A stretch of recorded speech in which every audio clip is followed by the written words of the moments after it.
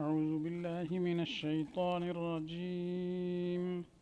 بسم الله الرحمن الرحيم. يا أيها الناس كلوا مما في الأرض حلالا طيبا ولا تتبعوا خطوات الشيطان إنه لكم عدو مبين. إنما يأمركم بالسوء والفحشاء وأن تقولوا على الله ما لا تعلمون. صدق اللہ العظیم. ترجمہ: اے لوگو، کھاؤ زمین کی چیزوں میں سے حلال پاکیزہ، اور نہ اتباع کرو شیطان کی، بے شک وہ تمہارا سری دشمن ہے، اور وہ تو یہی حکم کرے گا تم کو کہ برے کام اور بے حیائی کرو، اور جھوٹ بولو، گھڑ لو اللہ پر وہ باتیں جن کو تم نہیں جانتے۔ تو اس سے پہلے رکوع میں، اس سے پہلے وَإِلَٰهُكُمْ إِلَٰهٌ وَاحِدٌ، اس سے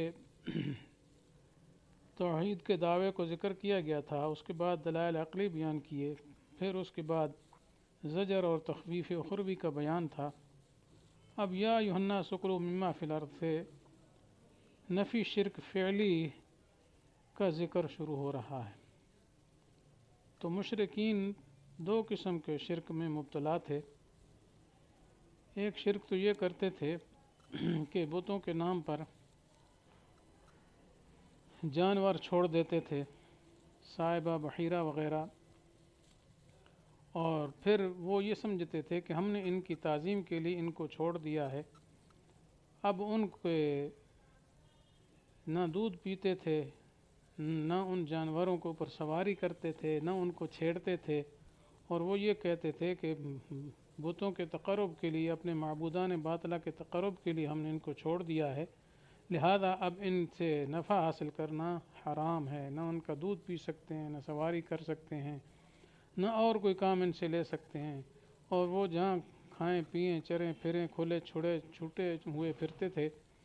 تو یہ سانڈ وغیرہ جیسے ہوتے ہیں، تو ان کو انہوں نے حرام بنا دیا تھا۔ تو اس سلسلے میں اس کی نفی یہاں، تو وہ گویا تحریمات مشرکین تھے کہ مشرکین نے اللہ کی حلال کردہ چیزوں کو کیا حرام قرار دے دیا تھا۔ تو اب یہاں اس آیت میں یہ حکم دیا جا رہا ہے کہ یہ جو قسم ہے شرک کی، اس کو چھوڑو۔ دوسری قسم کا بیان آگے انما حرم کے بعد آگے آیت آ رہی ہے، ان کنتم ایاہ تعبدون کے بعد انما حرم علیکم المیتۃ والدم ولحم الخنزیر، دوسری قسم کی نفی وہاں آ رہی ہے۔ تو اصل میں یہاں نفی شرک فعلی کی پہلی قسم جو ہے اس کا اٹھانا مقصود ہے کہ ایسی حرکتیں نہ کرو۔ تو وہ صورت یہ تھی کہ لوگ یہ چھوڑ دیتے تھے جانور وغیرہ، تو اس سے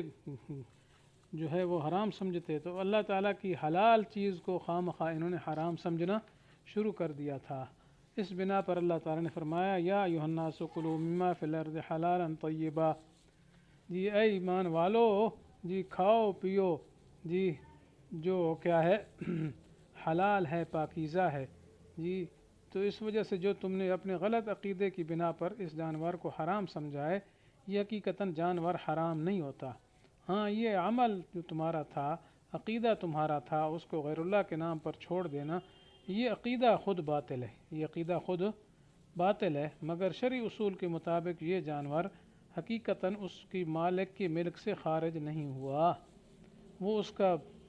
پہلے ہی کی طرح مملوک ہے جیسے پہلے مملوک تھا، لیکن اس کا عقیدہ یہ غلط ہے کہ میں نے چھوڑ دیا ہے بابے کے نام پر، ٹھیک ہے، یا بت کے نام پر، تو لہذا یہ میری ملک سے نکل کر غیر اللہ کے لیے وقف ہو گیا، یہ عقیدہ ہی غلط ہے، تو لہذا یہ عقیدہ غلط ہے، اس کو بھی ختم کیا جائے، اور جانور بہرحال وہ حلال ہے، حرام نہیں ہوا ہے، وہ اس کے ملک میں ہے۔ تو اب اس کے لیے یہ صورت ہو سکتی ہے کہ اگر وہ شخص خود اسی جانور کو جس نے کیا غیر اللہ کے نام پر چھوڑا ہے، خود ہی پھر پکڑ کر کسی کو بیچ دے یا کسی کو ویسے عطا کر دے، تو یہ جانور اس شخص کے لیے حلال ہو جائے گا، جیسے عام طور پر ہندو میں یہ رواج تھا کہ اپنے دیوتاؤں کے نام پر بکری گائے وغیرہ یہ چیزیں چھوڑ دیتے تھے، ٹھیک ہے، پھر اس کے بعد کہ جو چاہیں کریں، لیکن مندروں کے پجاری ان کو مسلمانوں کے ہاتھ فروخت کر دیتے تھے، تو یہ ہوا کرتا تھا۔ اس طرح آج کل بعض جہل جو مسلمان کہتے ہیں اپنے آپ کو، وہ بھی مزارات میں بزرگوں کے نام پر ایسے عمل کرتے ہیں، بزرگوں کے نام کے بکرے مرغے چھوڑ دیتے ہیں، اور مزار کے جو مجاور ہوتے ہیں ان کو اختیار دیتے ہیں یہ تمہاری مرضی، تو وہ آگے ان کو فروخت کر دیتے ہیں۔ تو اس وجہ سے جو لوگ ان جانوروں کو ان سے خرید لیں گے، جی، جن کو اصل مالک نے اختیار دیا ہے تو ٹھیک ہے، جنہوں نے خریدا ہے وہ پھر ذبح کر کے کھا لیں، فروخت کر لیں، سب جائز ہے آگے، لیکن ان کا عقیدہ یہ غلط ہے، تو اس وجہ سے کہ وہ حرام سمجھنے لگے تھے اپنے اوپر، لیکن حقیقتاً وہ حرام نہیں ہوئے تھے۔ تو اسی کو فرمایا جا رہا ہے، یا ایھا الناس کلوا مما فی الارض، اے ایمان والو کھاؤ جی زمین کی وہ چیزیں جی جو ہیں حلال اور پاکیزہ، حلال اور پاکیزہ۔ آگے فرمایا شیطان کے قدموں کی اتباع نہ کرو۔ خطوات، خطوہ کی جمع ہے، اصل تو خطوہ کہتے ہیں دو قدموں کے درمیان جو فاصلہ ہوتا ہے اس کو خطوہ کہا جاتا ہے، اور مراد اس سے کہ اعمال شیطانی ہیں، افعال شیطانی ہیں، تو یہ تمہارا فعل خود شیطانی فعل ہے کہ اللہ کے حلال کردہ چیز کو تم حرام سمجھ بیٹھے ہو، تو اس وجہ سے یہ شیطان کی اتباع ہے، اس کی اتباع نہ کرو، اس کی اتباع کرو گے تو مصیبت میں پڑ جاؤ گے، کیونکہ وہ تمہاری رہنمائی کو صحیح تھوڑی کرتا ہے، انہ لکم عدو مبین، وہ تو بڑا تمہارا واضح دشمن ہے، بڑا دشمن ہے بے ایمان، اس وجہ سے اس کی باتوں میں نہ آیا کرو۔ اس لیے آگے فرمایا انما یأمرکم بالسوء والفحشاء، شیطان تو تمہیں سوء اور فحشاء کا حکم دیتا ہے، یعنی تعلیم کرتا ہے، تو حقیقتاً اس سے مراد دل میں وسوسے ڈالنا، جی وہ ہے، حکم حقیقی تھوڑے دیتا ہے، نہ ہمیں نظر آتا ہے نہ ہم اس کا حکم سنتے ہیں، وہ دل میں وسوسہ ڈالتا ہے۔ جیسے ایک حدیث ہے حضرت عبداللہ بن مسعود رضی اللہ تعالیٰ عنہ سے کہ رسول اللہ صلی اللہ علیہ وسلم نے فرمایا